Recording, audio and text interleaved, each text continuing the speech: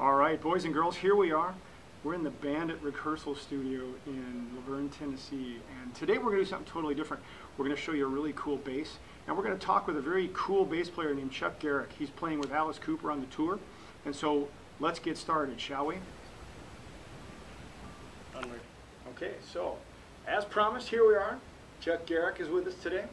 We're going to talk about what he's doing, where he's been, some cool stuff, and he's on tour with Alice Cooper right now. How cool is that? And we're going to talk about the most excellent J. Backlund, one of a kind so far. Check it out, yes. The Schools Out hand-carved custom bass made for Chuck for this tour. Very cool bass. Very cool, man. Well, thanks for having me, brother. Right on, man. It's good to be here. Glad to see you. Yeah. So let's talk about some Chuck first. How about All right. that? Give me some background. Give me some Chuck vibe background, bass stories, little something here and there. I know I mentioned the Dio thing. We were going to just go there, but whatever's on your mind, Isn't bro, that enough? free. Isn't that enough just to say you played in Dio? I mean, what more do you need, man? I mean, what a treat that was. It's hard to beat. No, just like any kid growing up with the love of music. I mean, that's my story. I grew up playing trumpet, and pretty much really loved rock and roll. Loved Humble Pie and Nugent and Kiss and Queen and the Stones and anything that just crossed my table that had any sort of distortion and groove to it. That's awesome. So I picked up the bass at a young age and never really took any lessons too seriously until I graduated high school and moved to LA. Went to Dick Grove School of Music. Learned to be a really solid bass player there, which was one of the most important things that have ever happened to me. And it's really just helped me kind of get work and stay busy as a bass player. Awesome. So I've had the opportunity to play with, like I said, Ronnie James Dio and co-write some songs with him. I'm in Alice Cooper now. I've backed up Michael McDonald, Dee Snider, and Rob Halford, Steven Tyler. So it's been a great journey. That's awesome, man. So getting to the Alice tour. I know there's so many Alice stories out there because I mean of all the crazy things he's done over the years and all the cool stuff. And are you going to play golf this tour? Why does it always come to golf with that guy, man? Always comes to golf. You think about Alice Cooper, and the last thing I ever think about is golf. For me, it's cool. Yeah, I play golf with Coop, and I suck. I'm terrible. I am too. It's the hardest thing I've ever tried to do, but I do enjoy it. But that's something I do with Alice as just friends. We do that. It's just something to do on tour. But when I think of Alice Cooper, I think more of the things he's done for us on the musical side of it, the theatrical side, and how to put together a show. And that's the image that always sticks into my head. I had this conversation with Rob Zombie at the Scream Awards a few years ago. We were sitting backstage, and Rob's sitting there hanging out with Coop, and we're all just sitting in the dressing room, just chatting. And then they play this old footage of Alice from the 70s, right before we all go on. And Rob and I are sitting there looking up at the big screen and watching this whole thing, and you could just see both of us are just staring at it. And I just look at him and I go, "Have you had that moment where that's the guy you're talking to yet?" And he goes, "I just had it in the dressing room where he reminds me of that guy, the way he looked or turned or whatever, because that's the guy we grew up, listening to and watching and looking at pictures of or whatever." And so when people bring up the golf thing, to me it's almost like, it's fine because he's associated with it and he's an amazing golfer. But for me, it's about the music and what he's done for me musically and what I've learned from him and Dennis Dunaway as well. I mean, it was a special band back in those days. Yeah, and I know he's had a lot of, along the way, he's had players that have played in the band and have stepped out and gone to their own things and done things. So it's like he has this history, this repertoire of players that are just smoking. Yeah. So it's like, to me, it's pretty cool because that puts you even more into the smoke and player routine. Because I already know you're a smoking player. Oh, thank you. So it's like, going from there to coming through the Dio times and stuff, and looking at the people that he's had. Dennis Dunaway was the first, and you had Winger kind of snuck in there, and some of the others, man.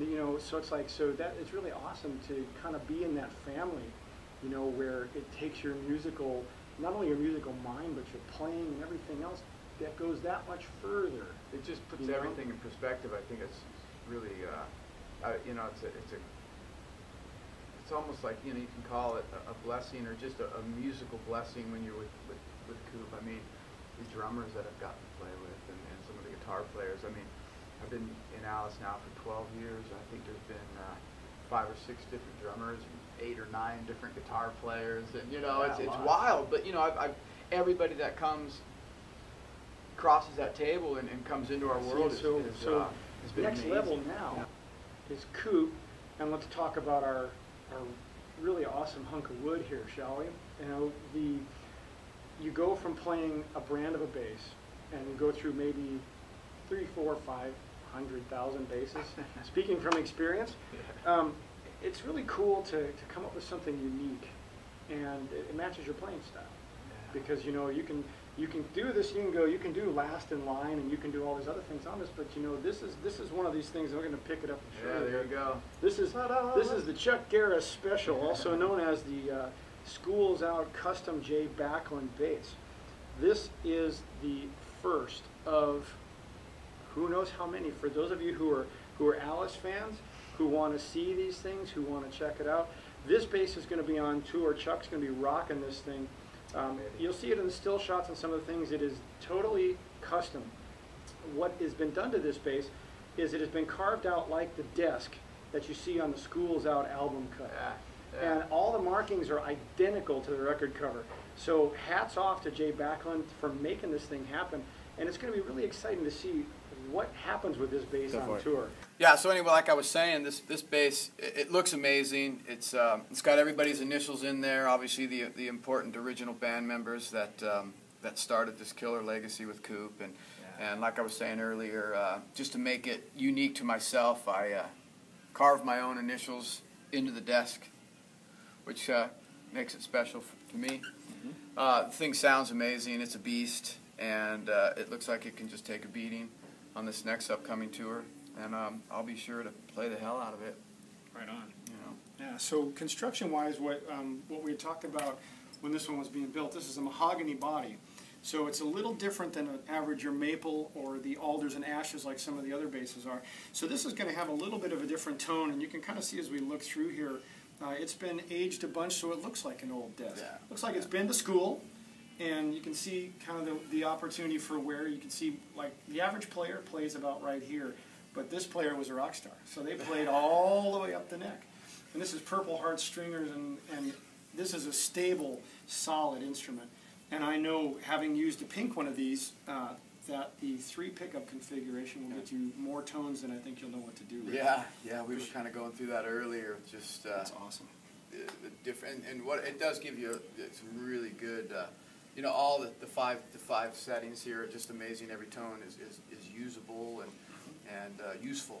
Oh yeah, the design for this was amazing, and the execution is where it's at. Yeah. So you know, I'm looking forward to seeing you on tour with this thing. Oh yeah. And you know, I know there'll be pictures and all the crazy stuff, and you know, and some of the things, you know, like we were talking about earlier, you know, just in your playing style and how you attack the instrument and the places you've been and the folks you've been with, you know, this takes that another level, and it gives you something even more personal. Yeah. You know, in all the very cool ways and the places and people you've been with, you know. Yeah, man, it definitely applies itself for any style of bass playing, whether you're finger guy or pick guy, and you know, laying back or really digging into it. And that's important. Totally. You know, being a bass player, as you know, you never know what type of situation you're going to be in, or you know, what type of application you've got to use when you're playing. So, it's good to be versatile, and it's good to have an instrument that can give you that. It's good stuff. Yeah. Well, boys and girls, check Chuck Garric out on the road with the Alice Cooper tour, and watch for this instrument, because you only see this one. This is the one right now. That's right, man. When you see it, it's on tour. Until next time, rock on. Thanks.